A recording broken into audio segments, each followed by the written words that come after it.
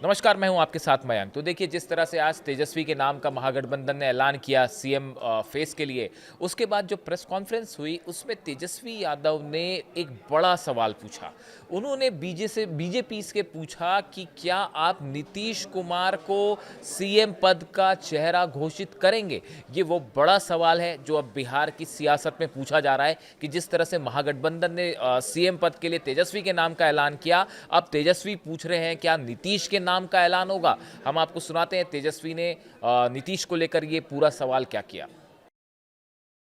कि भाई हमारा तो जॉइंट प्रेस कॉन्फ्रेंस भी हो गया, इससे पहले कई राउंड हम लोग साथ भी बैठे, लेकिन हम लोगों ने नीतीश जी के साथ जो है, जो अन्याय हो रहा है एनडीए में, एक बार भी कोई भी जॉइंट प्रेस कॉन्फ्रेंस जो है नहीं की गई है और ना ही ऑफिशियली रूप से मुख्यमंत्री का चेहरा घोषित किया गया है।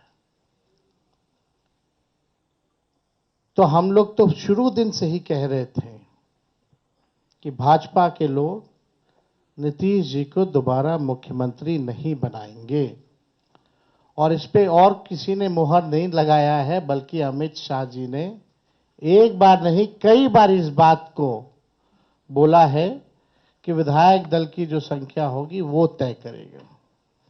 लेकिन अमित शाह जी से हम जानना चाहेंगे, इस बार आप ये बात कह रहे हैं, पिछले बार तो ये बात नहीं थी।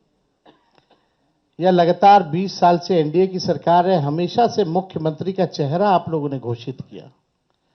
आखिर क्या कारण है कि इस बार आप नीतीश कुमार जी का मुख्यमंत्री के चेहरे का नाम का घोषणा क्यों नहीं कर रहे? अब ये सवाल बड़ा खड़ा होता है। तो हम लोग तो जो कहते थे वही हो रहा है। और आप देख लीजिए, जो भी जनता दल यूनाइटेड में जो नेता हैं, नीतीश जी के खराब सेहत का वो चेहरे का इस्तेमाल करके 3-4 नेता जो भाजपा के लिए ही काम कर रहे हैं, जो जनता दल यूनाइटेड को खत्म करने में लगे हैं, अब चुनाव के बाद जनता दल यूनाइटेड को भी ये लोग खत्म कर देंगे, दल नहीं रहेगा। यानी आप मान के चलिए कि नीतीश कुमार जी का ये आखिरी चुनाव है। ये स्पष्ट अमित शाह जी ने कर दिया है, निर्णय ले लिया है।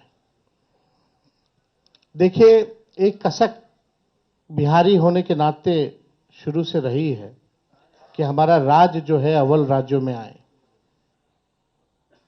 लेकिन 20 साल राज करने के बाद भी राज्य में 11 साल केंद्र में मोदी जी प्रधानमंत्री रहते हुए भी सबसे अगर कोई गरीब राज्य है तो बिहार है।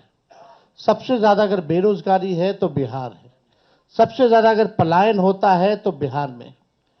महंगाई है, कारखाने नहीं है, यहां उद्योग नहीं है, धंधे नहीं है, पढ़ाई, दवाई, कमाई, सिंचाई की व्यवस्था नहीं है, फूड प्रोसेसिंग यूनिट्स नहीं है, आईटी हब नहीं है, एसईजेड नहीं है, आईटी पार्क की व्यवस्था नहीं है, एग्रो बेस्ड इंडस्ट्री नहीं है बिहार में। प्रति व्यक्ति आय पूरे देश में अगर सबसे कम है तो हमारे बिहार के लोगों का है। प्रति व्यक्ति निवेश सबसे कम है। किसानों के आय के मामले में बिहार सबसे फिसड्डी है और यहां अपराध चरम सीमा पर है। 70,000 से भी ज्यादा हत्याएं 20 साल में हो गई, ना सुनवाई है ना कार्रवाई होती है। भ्रष्टाचार, ब्लॉक थाना चले जाइए, बिना भ्रष्टाचार के, बिना घूस दिए हुए कोई काम नहीं हो रहा। चारों तरफ से अफसरशाही लागू है। जनप्रतिनिधियों की भी पूछ नहीं है, मंत्रियों की भी पूछ नहीं है। डिपार्टमेंट मंत्री नहीं बल्कि सेक्रेटरी चलाता है। ये बिहार की सच्चाई है।